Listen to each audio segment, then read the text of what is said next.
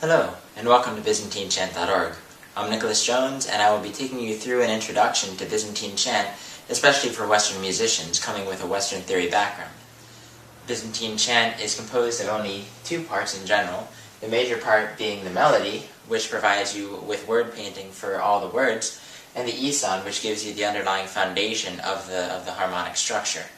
Now there's only two parts. Every so often you will find three parts depending upon the hymn, sometimes in the Lamentations on Holy Friday, and sometimes in such countries such as Romania, they might write things in three parts. The eson is essentially the fundamental basis note of the melodic structure. The eson essentially represents the uncreated light of God, the unwavering uncreated light of God that stems throughout the entire creation of the world. And so this eson establishes the melody and gives it an unwavering character, and this is the drone part that is written underneath the melody. The melody is the unified voice of the church, and this melody is something that we say together in the same way that we say the creed together, so we also sing the melody together, and this melody helps to illustrate what is being said by the words and helping to word paint. So if we're talking about something in heaven, we go high. If we're talking about Hades, we go low. We try to word paint with this melody as an added aspect for the understanding of the people of God. Now, before moving into the more fundamental structure of Byzantine chant and how to read the notation, first we must understand the nomenclature used for the scales. In general, most people are probably familiar, from the sound of music, with do, re, mi, fa, sol, la, si, or ti, do. Now, all throughout the world, there are two different schools of thought on this system. In America, oftentimes you have a movable do system, where do can be sitting on any pitch of the musical scale, whether it be C, D, E, anything like that. But throughout a lot of Europe, it's a fixed do system, such that do is always C, re is always D, mi is always E. Byzantine chant has a similar set of scales, such that it's ni, pa, vu, ga, di, ke, zo, ni, where you have this apostrophe at the top, meaning you're up the octave. This is how it's written in Greek, and oftentimes how you'll see it written in music. Now, when comparing these two systems, the Byzantine system is always a relative system. Ni is never fixed on a certain pitch, although at certain times in history it was attempted to fix it at a certain frequency. But ni is normally chosen, or any note for that matter, the scale, the position of that scale is chosen based upon the people who are singing. So if you have a lot of basses or altos singing, you might bring the whole scale to a lower pitch to accommodate those singers. If you have a lot of tenors or sopranos singing, you might raise the pitch to accommodate those singers. One major difference between the Western and the Eastern scale is the distance between these notes. In the Western sense, you have a major scale and a minor scale, and with the minor scale, sometimes you get into harmonic minor and melodic minor. But in general, if you're dealing with a major scale, you have a whole step, half step, whole step, whole step, whole step, half step between the notes. In Byzantine chant, however, there are four major scales that we're going to deal with, which will tell us the distance between ni and pa and vu and ga, all the way up the scale. And these vary depending upon the tone that you'll be singing in.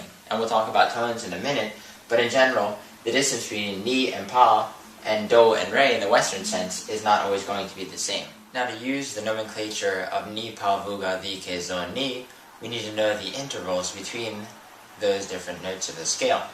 So we have four major scales that we deal with in Byzantine chant: the diatonic scale, the soft chromatic scale, the hard chromatic scale, and the enharmonic scale. These are, in general, the full scales that go straight all the way from ni to ni, or pa to pa.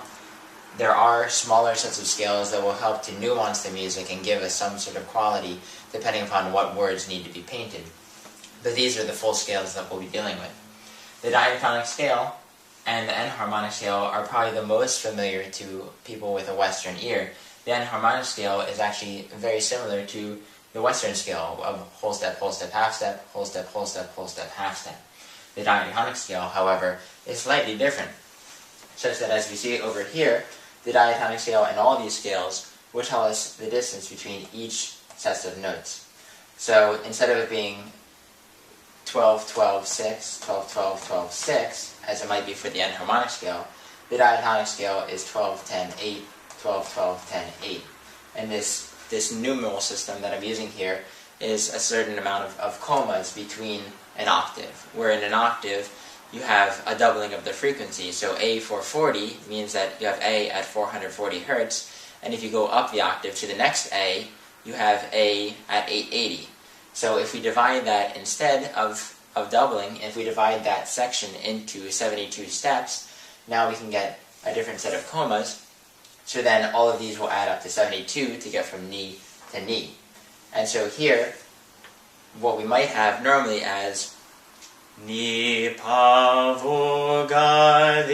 kezoni. Instead, here, to approximate it a little bit, would be ni pavugali kezoni zokeli gavupani. So you end up having a vu that is slightly flatter, and a zo that is slightly flatter. And in fact, on the way down, because of the way that our ear hears it, we oftentimes flat zo even more. Now, when we get to the soft chromatic and hard chromatic scales, we'll get to different intervals in between these notes. But for the moment, we'll stick with the diatonic scale, or something approximating that for the Western ear, to understand how the notation fits into this structure.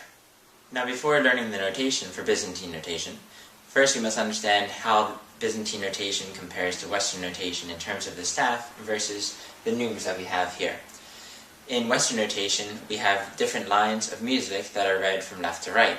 Similarly, in Byzantine notation, we have a line of symbols that are read from left to right, and in that line of symbols, those symbols, if there's more than one on a certain spot, you read them from bottom up. And I'll mention that in future lessons as we go through some exercises. Now, the difference between Western and Byzantine notation is that in Western notation, there's kind of a middleman in between sight reading. You have a 5-line staff, and you see a note, let's say an F on the first space of a treble clef, and you have an A on the second space of a treble clef. In between those two notes, you see an F and an A. You know, okay, that's a major third, so therefore let me sing a major third between those two notes. Instead, with Byzantine notation, you see a symbol which says, relative to the note that you are currently on, in the scale that you're currently singing on, go up 1 note, or go up 2 notes, or jump up 3 notes. And therefore, you kind of take out the middle man, and it implies an understanding of the scale that you're dealing with and where you are in that scale. But nevertheless, you, instead of having 5 lines to read, you have 1 line of music and 1 line of words. So it assists with sight reading new words, especially in long Orthodox services. Now, in these lines of music, there's different notation, and here we'll go through just some basics. I've written the ni pa vu ga di ke zo ni scale up here for when we get through a few exercises. But first, there's 3 symbols that we must be familiar with.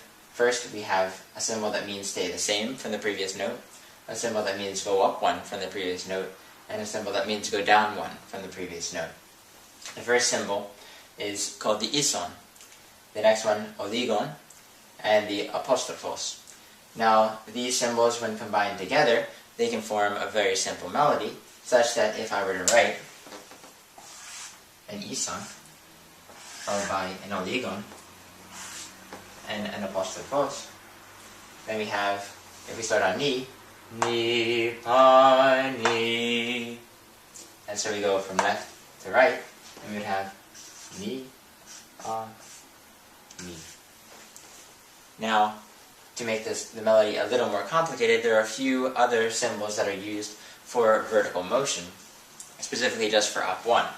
Now, these symbols are the petastis and the kentimaton. Now, these both mean up 1, but they have 2 different functions, especially depending upon the structure of the language that's being used. Here we'll be dealing with English. The petastis functions as a stressed symbol, and normally it is accompanied by a flutter, such that you might go ni, pa, ni, and this would mean that you have a stressed syllable on this note, and it's used for stress in a melody. Now, if you have a kentimaton, this is an unstressed syllable, and we'll never start a new syllable unless you're dealing with certain nonsense syllables, teririram or neano. But in general, with regular words, this would never start a new syllable, what would rather be elided with the previous symbol. So it would still sound ni, pa, ni, but if we wrote that in there, it'd be la, la, as opposed to la, la, la. So here we have the regular 0, up 1, down 1, and some qualitative symbols that help to understand the notation. Now you can combine the pentastis with the apostrophos, and you can get a symbol that looks like this, which means that you're going to go down, but it's going to have the quality of a pentastis. So here you would have a going down symbol that is stressed, and if there's enough time in the music, you would also flutter. Now here I've put 3 different exercises up on the board, using, here we have the basic, stay the same, up 1, down 1, down 1. Here we have the pentastis being incorporated, and we have, stay the same, up 1 with a stress or a flutter, and down 1, down 1. And then we have here the kentimaton, up 1, or stay the same, up 1 unstressed, up 1 regular, and down 1, down 1. Now here you might wonder, well, where do we start? So what they do is there are certain martyrias, or witnesses, to the music which tell us where to begin and where we are in the middle of a phrase or at the end of a phrase. And these will be lowercase letters of the Greek alphabet. So in this case, I'll say that we'll start on ni. So I'll put a little nu there. And since we'll be singing in something like the diatonic scale, we'll put a symbol that tells us that this ni is in the diatonic scale. So if we follow this along, we start ni, pa, vu, and we go back down to pa, and ni. So then we start on ni, we'll end on ni, so therefore we'll put another martyria over here to let us know as a checkpoint that if we get lost, we should be on ni at this point. So this would go ni, pa, vu, pa, ni. Now the difference here, we'll still start on ni, pa, vu, pa, ni, with a little flutter and a stress. And here, you might see it written like this, or you might actually see these barred together to tell you that it's one syllable. This is still 2 notes, but on 1 syllable. And this would be, similarly, ni, pa, vu, pa, ni. But the way you would sing it in music is la, la, la, la. All these go from ni to ni. Now as we're going there, if we were to change this such that we go ni, pa, vu, pa, vu, ga, vi, we put a new symbol over here to tell us we're on the in the diatonic scale. And so then ni, pa, vu, ga, di. And I highly recommend that when you're going through the exercises online, or when you're going through music for the first time, it is helpful to put right in the different notes, or to sing it paralagi, which is using these solfege syllables in the Byzantine scale, as a way of checking your progress. Eventually you can just use la, or use the words that are written in the music. As you look through hymns, there's, in general, 3 different types of hymns that you'll find: the irmologic, the stichiraric, and the papatic hymns. Irmologic hymns are the brief style hymns, where these are sung in a rather quick fashion, and these normally have 1 syllable per note, or 1 note per syllable. The stichiraric are a slower version, which are normally maybe for bigger feasts or when there's more time in the services, and these normally have multiple notes per syllable. Papatic hymns are normally for very long communion hymns, or especially for the cherubic hymns, when you need to take up lots and lots of time because of what the priests are doing, or what the deacons are doing, or what is necessary to be done in the service.